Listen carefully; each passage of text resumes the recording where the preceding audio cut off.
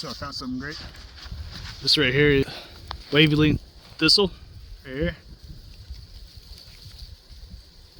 It has these little spines on it.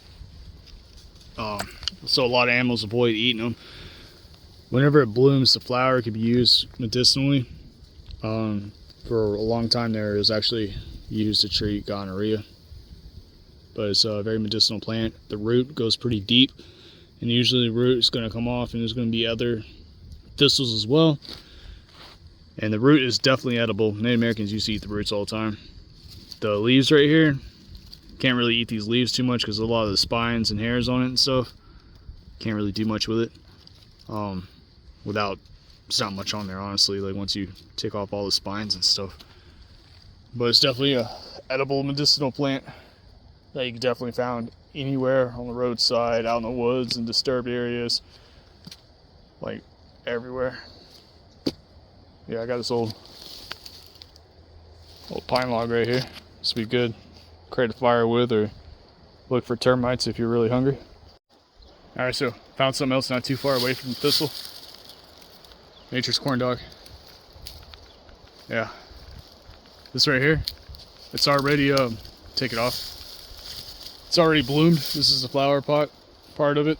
It's already bloomed. This right here is really flammable, which is great. So if I needed to start a fire, it's dry. It recently rained like yesterday. Still dry. I can use this to start a fire. It's pretty cold out, so I might do that. And then the great thing about these cattails is that these here are also medicinal as well. So there's medicine everywhere you look. Like if you know what you're looking for, you're gonna find medicine somewhere. But yeah, take a couple of these right here. Take some pine sap, and of course we've got pine trees everywhere. So if you take some pine sap from a tree, if you're able to secure some, you can take these right here and actually roll that in the pine sap. It'll make it even more flammable, and it's a great fire starter for any survival situation if you're stuck out in the woods. Me, I didn't even bring my bug out bag today. Brought my survival belt, bought like a little bag right here with very little stuff inside, because you gotta train with your bug out, train with your bug out bag, and train without your bug out bag, so that in case you don't have a bug out bag, you know what you're doing. Another thing about the cattail is that it is also edible. The roots are edible, so if you wanted to, you could pull this plant up, get the roots. Also, probably not right now because they're kind of like out of season, but usually towards the base of the plant, these little shoots right here, they come undone. Oh, there's still some there. There's this gel. If there's any left here. Yeah, there's still some here. So there's this gel right here. This is medicine. It's going to act as like a numbing agent. Put this on wounds, you put it in your mouth, and it's going to numb it. See how it is right there? Yeah, that's the good shit right there. So you can use that, and it's always going to be towards the base of the root.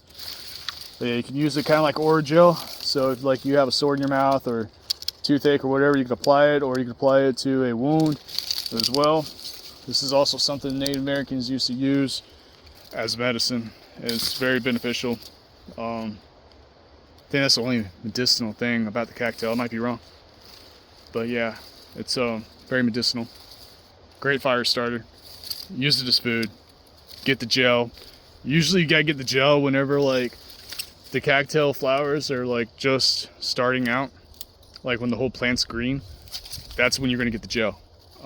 Now the gel don't last very long, so it's kind of like a seasonal type thing. I don't know of any way I could take that and store it for long periods of time, but usually during summertime and stuff like that, spring, it's when you're going to find a lot of gel. I'm sure there's a way you could probably like make it into a powder and do something with it, that way it'll keep a little bit longer. Definitely another survival hack there to make your life a little bit easier if you're out in the bush. Some of you guys might be wondering what's around my neck. This right here is a shabag. It's an Arabic garment, and it's made out of cotton, and so it's really soft. It's great for like keeping you warm during the cold weather. During the summertime, you can take it and wet it, put it around your neck, and it will keep you cool during the summer. It'll also protect your neck from like tough debris and stuff while you're going through the bush, and use it for all kinds of stuff. If you want to set your food down on the ground without getting dirty, you can lay it down on the ground and set it down, set your food on top of it, or you can, God forbid, you have to use a tourniquet. You don't have a tourniquet with you, you can actually take it and use it as a makeshift tourniquet. Just use a stick and tighten it up. The applications for this is a lot of applications. If you need to cover your face for whatever reason, like it's way too cold outside and you're trying to keep your face cool or warm, use it as a mask. There's also ways that you can do it where you can actually put it over your whole entire head and protect your whole head if you need to, especially if you're trying to protect it from the sun. These right here are like really beneficial. They don't cost that much, unless you get like a really traditional good one. You're gonna be spending a little bit on that one, but other than that, they come in all different colors. I like the green, but these are amazing. I love them. I always try to keep one in my bug out bag. That way, if I ever need it, I have it. Or if I go out in the woods, I try to carry one with me. Sometimes I forget. It is what it is. But these are great for survival. They're fucking awesome. Love them.